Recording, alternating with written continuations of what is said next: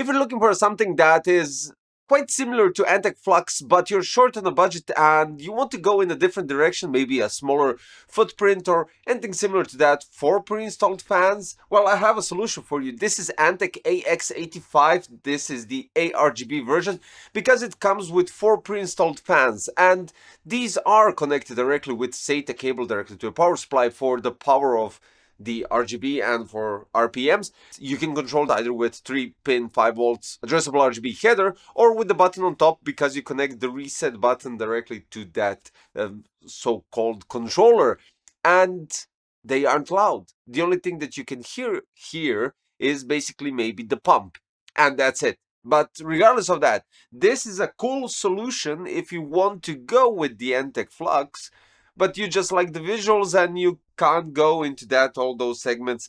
Okay, ANTEC FLUX has loads of other features compared to this one, but this is a smaller, tinier, cheaper version, and I have nothing against this case. As for any ANTEC video, I have a couple of features of their other products that are used inside this build, and because of that we have the Vortex LUM 240 addressable RGB, which is an AIO that's cooling down the 7900 X3D, and we have the ANTEC GSK Gold 850 watts 80 plus gold fully modular power supply, which is quite handy because it's ATX 3.1 ready and PCI 5.1 ready. So that's a cool combination for both, because on top you can go with 240.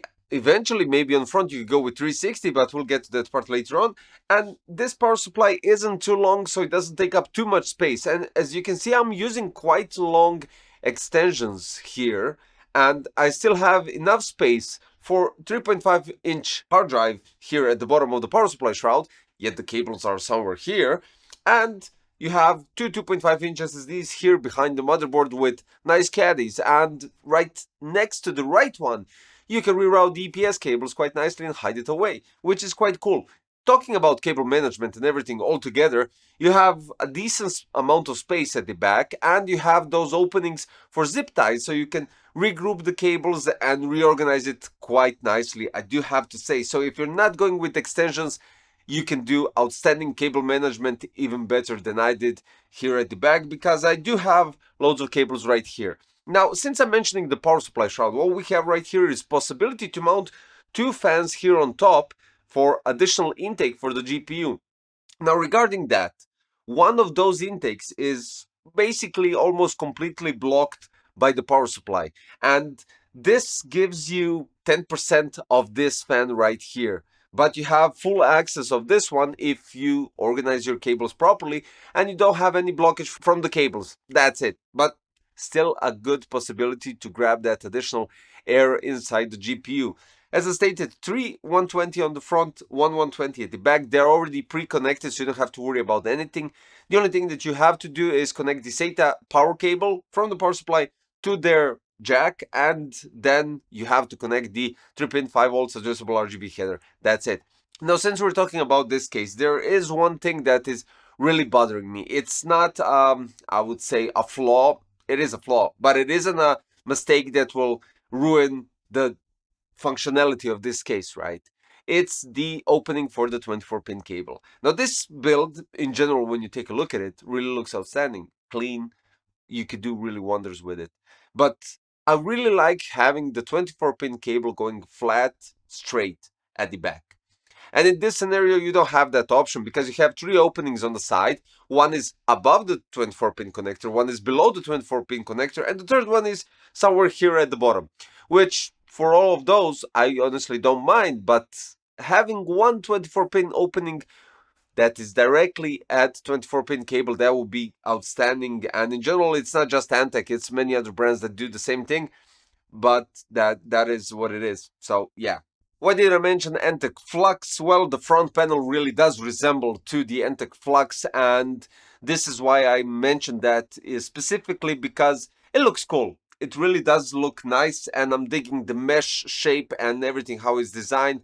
That's really nice to go with a cheaper model that is more affordable in those terms, yet has almost same visual aspect, and only loses those features that actually pump up the price and give you a more exclusive premium case.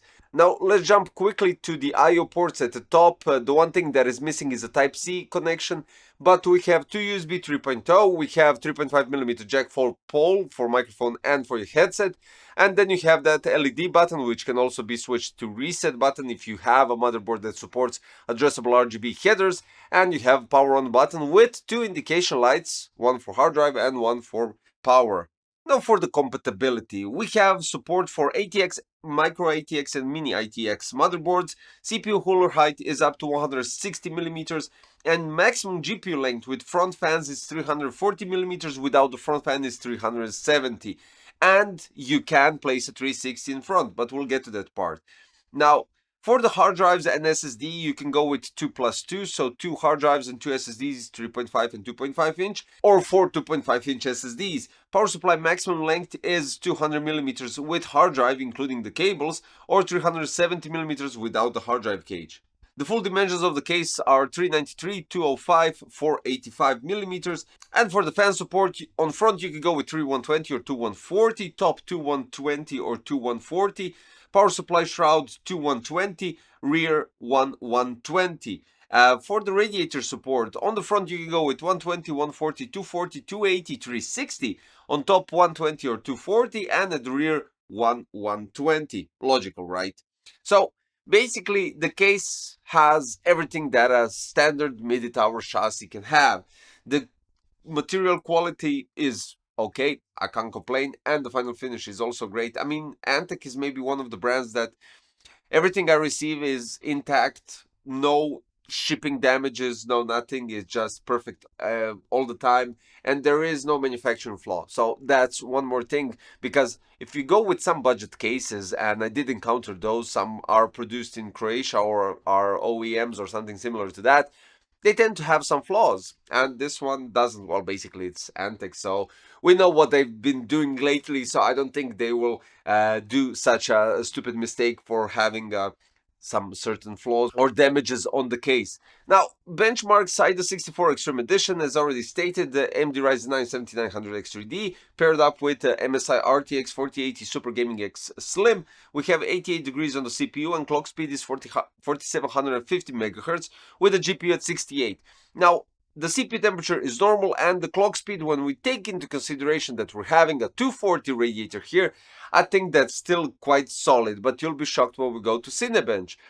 GPU 68, as I stated in my past video, we're having usually this GPU going from 66 to 72. So that is basically below average by 1 degree, and that is also quite good. Now in Cinebench, on average thermals, I would say 84 degrees, even lower, 83.8, something like that. The clock speed is somewhere above 49, I would say 80. And then when we go to Cinebench scores, this is the most interesting part. I would say that the average score is 26,450, somewhere around that, because those 10 runs that I usually do, it starts at 26,273, which I said that's quite alright for a 240. And then it just jumps up to 488, 336, and then just circulates around, eventually surpassing 26,500. I think that's really good. I think that's outstanding, specifically when we're talking about a smaller chassis, yet it has a directional airflow in terms of no leakage whatsoever, except for the top part and maybe here at the back above the 120. But in general, everything is nicely flowing through this case. And I would say this is a great case when you take into consideration, okay, I'll just skip the ANTEC FLUX because I don't need all those features and all those details and flipping around the power supply, and you know what I'm trying to say.